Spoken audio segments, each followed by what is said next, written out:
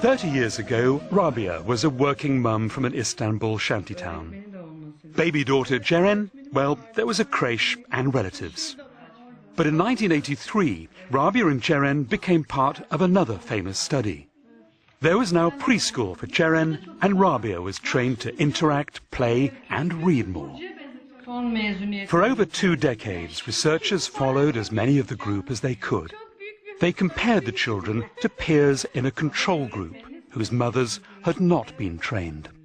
Young adults who had the early intervention were more successful than the other group, and this was really a remarkable finding. Today, Ceren's a successful architect.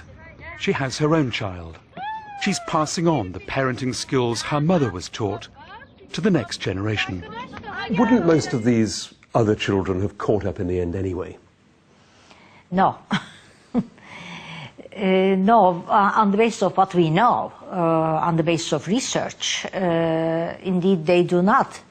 If left on their own, they do not really make it in life. What is more likely to happen is reproducing the poverty, the same kind of life. And the big lesson here is by improving children's early environment, immediate environment, we can offset the detrimental effects of poverty in the world and possibly even of violence.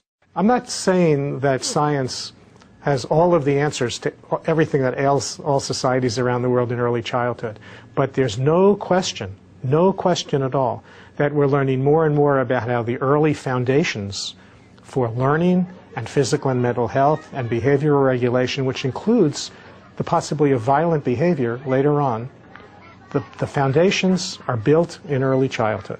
What the basic principles of neuroscience tell us is that it's better to get brain development right from the beginning. And if we build a strong foundation in the very beginning of life, we get much better outcomes in the long run, and for actually less money, less cost, than the much greater price that's paid for trying to fix things down the road.